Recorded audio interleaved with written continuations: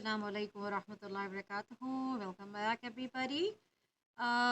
ये मैं क्विक सी एक छोटी सी वीडियो बना दूँ उस क्वेश्चन के बारे में जो मुझसे किसी ने पूछा कि हस्बैंड कब आए और उसके बारे में ना सारा। तो मैं ये कहूँगी कि शुरू में तो जिस तरह से जो लोगों ने मुझे शुरू से मेरी वीडियोस को वॉच किया हो, मुझे फॉलो किया हो, मैंने ये आपको बताया था कि वीज़ा जो हमारा लगा था, स्टडी वीज़ा, वो मेरा और मेरे दोनों बच्चों का लगा था और हस्बैंड ने हमें कंपनी नहीं किया था to Canada in the beginning. ये बात है सितंबर 2018 की। नाउ लेट्स टॉक अबाउट कि उसके बाद क्या हुआ। Then I told you guys कि मैंने एक कोर्स मुझको ड्रॉप करना पड़ा था एंड ऑल दैट। अब आते हैं हम बात अपना, हमारा सेमेस्टर एंड हो गया है और हम आ चुके हैं दिसंबर में, और दिसंबर में हो जाते हैं, अगर किसी के एग्ज़ाम्स होने तो एग्ज़ाम हो जाते हैं ना। What about me being a master student in education, हम लोगों के असाइनमेंट्स हुआ करते हैं। ठीक है, तो हर डिपार्टमेंट में यहाँ पे system of education is a little different. हर जगह एग्ज़ाम नहीं होते हैं, असाइनमेंट स्पेस पे हो, प्रोजेक्ट स्पेस पे भी चीज़ें हुआ करती हैं, वो एक अलग स्टोरी है। एनीवेज, दिसंबर में मेरे हस्बैंड, हमारा प्लान ये था एग्जैक्टली कि husband will join me later on और पहले जाके मैं सेटल हो जाऊँ। फिर क्या होता है कि हस्बैंड ने विज़िट वीज़ा के लिए अप्लाई किया। विज़िट वीज़ा आपको मिलता है 6 मंथ्स का। ठीक है, और वो बहुत आराम से उन्हें मिल गया, क्योंकि जी ये फैमिली थी, उनको विज़िट करना था। उन्होंने प्रॉपरली जो एप्लीकेशन अपनी बनाई उसके अंदर उन्होंने यही बोला कि जी मुझे अपनी फैमिली को विज़िट करना जाना है कनाडा, तो उसमें कोई प्रॉब्लम नहीं हुई, उनको आराम से मिल गया। अब वो आए हैं दिसंबर में और उनका प्लान यही था कि वो आके देखेंगे और चीज़ों को समझेंगे और फिर वील टेक अ डिसीजन कि उन्हें परमानेंटली कनाडा आ जाना चाहिए, और अगर आना चाहिए या नहीं आना चाहिए, और अगर आना चाहिए तो कब आना चाहिए। जी, असल बात यही होती है कि जब आपकी एक फिक्स्ड अच्छी जॉब होती है कहीं पे भी, तो it's not easy to let go of the job. एक स्टडी इनकम आपके पास आ रही है, आपके अच्छे खासे खर्चे चल रहे हैं, आपकी सेविंग्स हो रही हैं, you have a good lifestyle अल्हम्दुलिल्लाह। तो it's not easy to take that big decision, job छोड़ने का। ठीक है जी। अब मैंने आपको पहले बताया था अपनी और दूसरी वीडियोस में, please go and watch those videos, ताकि आपको वो कनेक्टिविटी बन सके, जो बात मैं आपसे कह रही हूँ आप उसको रिलेट कर सके मेरे जो बातों से। ठीक है, जो मैं पहले कह चुकी हूँ, because I am not gonna be repeating all those. तो उसमें ये था कि डे केयर्स, क्योंकि देखिए डे केयर का ये था कि day care was not worth it. जिन लोगों के पास कोई ऑप्शन नहीं है और वो समझते हैं कि नहीं जी हमें तो करना है, आप और आपके बच्चे बहुत छोटे हैं, इट्स ओके, लेकिन मेरे लिए मुझे फीजिबल नहीं लगा, तो मैंने ऑफ कैंपस जॉब्स नहीं की जो कि आफ्टर स्कूल आवर्स में होती हैं और जिन पे मुझे अपने बच्चों को अकेले छोड़ना पड़ता। तो अब ये कहानी है कि जो हस्बैंड की जो इनकम थी उसी से हमारा घर, मतलब दोनों घर चल रहे हैं। सऊदी में मेरे हस्बैंड अपने आप को सस्टेन कर रहे हैं उसी इनकम से जो हस्बैंड कमा रहे हैं, क्योंकि मेरी जॉब तो ख़त्म हो चुकी है जी। ठीक है ना। तो मैं और हमारा यहाँ पे घर का रेंट, ग्रोसरी, मेरी यूनिवर्सिटी की ट्यूशन फ़ी और जो 2-4 और खर्चे होते हैं, जो भी कुछ होता है, पूरे महीने का खर्चा हस्बैंड अपने जॉब से चला रहे थे। ठीक है जी। तो इस सिनेरियो में जहाँ पे मैं I am not working at all because मेरे बच्चे छोटे हैं, इस सिनेरियो में ये डिसीजन लेना कि हस्बैंड भी वहाँ से जॉब छोड़ के यहाँ आ जाएँ, इट्स अ मेजर डिसीजन जिसके पीछे बहुत सारी रिसर्च होती है। अब रिसर्च ऐसे थी कि जब हस्बैंड विज़िट करने आए यहाँ पे, तो उन्होंने डिफरेंट लोगों से मिला और डिफरेंट लोगों से बातचीत की, फाइंड आउट करने की कोशिश की कि भाई क्या ये एक सेंसिबल डिसीजन होगा कि भाई मैं वहाँ से जॉब क्विट करूँ और Canada permanently, like obviously family के साथ मूव हो जाऊँ। इस चीज़ में समझने की ये ज़रूरत है कि इस वक्त हमारा स्टेटस कनाडा में स्टडी वीज़ा का स्टेटस है ना। हस्बैंड के स्टेटस पे मूव होते, ये एक इम्पॉर्टेंट क्वेश्चन है। हस्बैंड होते स्पाउजल वर्क परमिट के स्टेटस पे। स्पाउजल वर्क परमिट ये होता है कि अगर आपका स्पाउस यानी हस्बैंड या वाइफ में से कोई एक पढ़ाई कर रहा है, तो दूसरे को, यानी अगर एक स्टडी कर रहा है, तो जो आपका दूसरा स्पाउस है, यानी अगर हस्बैंड स्टडी कर रहे हैं तो वाइफ, और अगर वाइफ स्टडी कर रही है तो हस्बैंड, उनको स्पाउजल वर्क परमिट आराम से मिल जाता है। It's not a big deal. और वो अप्लाई करते, उनको वो मिलता, और फिर वो उसके बेसिस पे कनाडा में कोई जॉब ढूंढते। देखिए ये एक फैक्ट है जो कि it's a bitter fact I would say, कि आपका कितना भी एक्सपीरियंस हो अपने कंट्रीज़ में, सऊदी में, पाकिस्तान में, या और जिन कंट्री से आप लोग बिलोंग करते हैं, जब आप कनाडा लैंड होते हैं तो एक बहुत शॉकिंग रियलिटी आपको हिट होती है।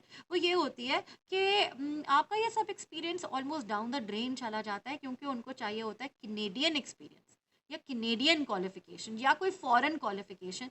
तो उसके बिना पे आपको वो जॉब के लिए प्रेफरेंस देते हैं।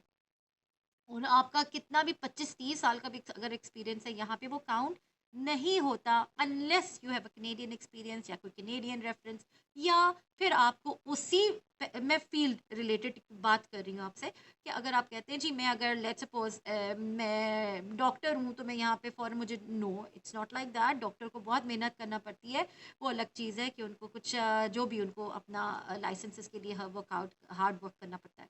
इसके अलावा जो भी आपकी फील्ड है, ठीक है, और आपको बहुत बहुत मेहनत करना पड़ती है, और आपको किसी छोटी पोजीशन से स्टार्ट करना पड़ता है if you are lucky enough to get a job in your own field. ये तब की बात है कि अगर आप लेट सपोज इंजीनियर हैं या जो भी हैं, आपका जो भी प्रोफेशन है, तो आपको किसी, अगर आप लकी हैं किसी फील्ड में अपनी ही फील्ड की जॉब मिलने में, तो आपको किसी छोटी पोजीशन से स्टार्ट करना पड़ता है। लेट्स सपोज अगर आप मैनेजर थे तो आप किसी और छोटे डेजिग्नेशन से स्टार्ट करेंगे, and then you have to work your way up.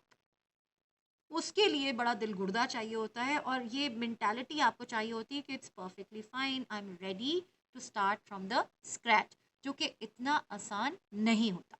ठीक है जी, एक number one, if you are lucky to get a field in your job, ये तब की स्टोरी है। दूसरा सिनेरियो ये होता है कि आपको अपनी जॉब, अपनी फील्ड में जॉब मिल ही नहीं रही। क्यों? क्योंकि वो उनकी फर्स्ट प्रेफरेंस होती है कैनेडियन सिटीजन्स, फिर उनकी प्रेफरेंस होती है पीआर होल्डर्स, फिर जाके आपका किसी में बारी आती है। ठीक है, और जब तक आपकी बारी आती है उस वक्त तो जॉब फिल हो चुकी होती है।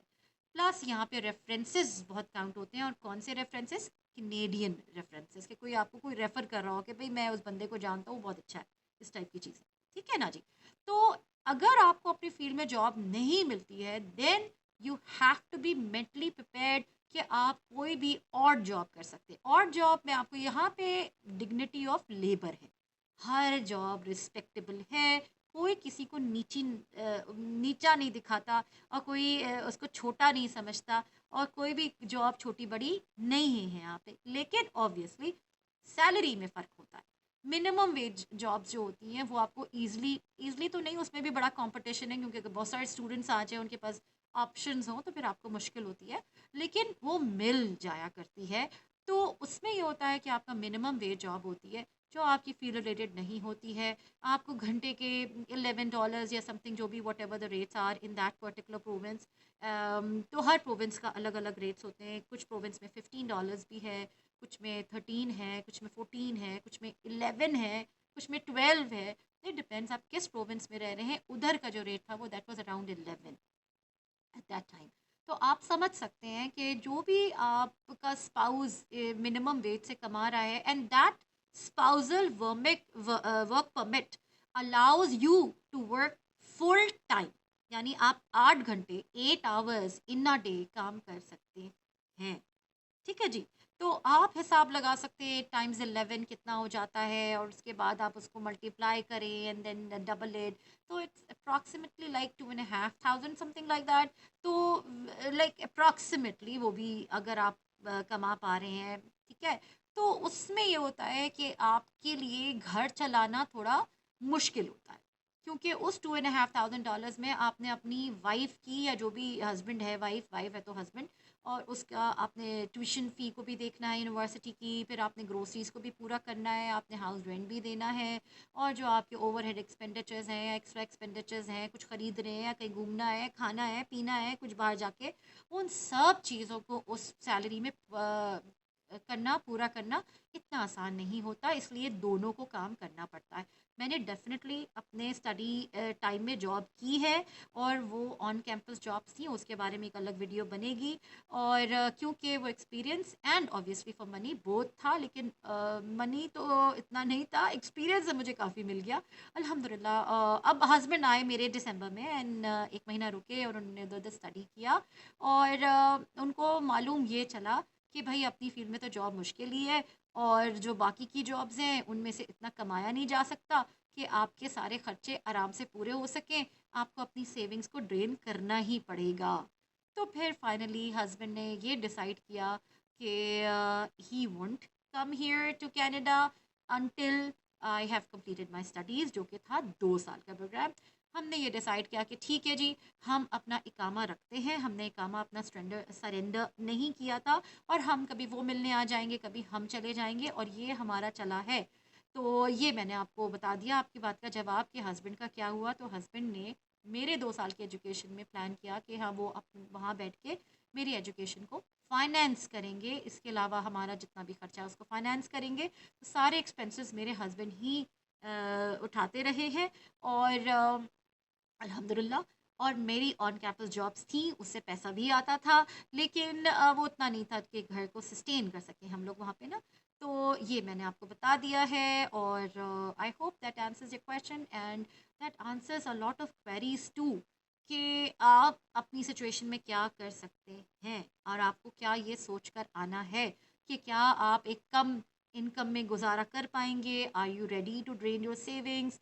और जो भी आपके हालात हैं, हर एक की सिचुएशन डिफरेंट होती है और it was a huge decision for us not to be together for at least 2 years। और ये आसान नहीं था, ठीक है जी, इसके पीछे बहुत सेक्रीफाइसेस और कॉम्प्रोमाइज़ेस थे, क्योंकि ऑब्वियसली पैसा तो आ रहा था, सपोर्ट नहीं था, ठीक है। तो मुझे अकेले यहाँ पे हर चीज़ मैनेज करनी थी, तो it was a mutual decision at that time कि ठीक है जी, मुझे हार्ड वर्क पुट करना होगा, studies everything along with the kids manage करना, और हस्बैंड को वहाँ पे अकेला रहना मैनेज करना होगा, जो कि आसान नहीं होते।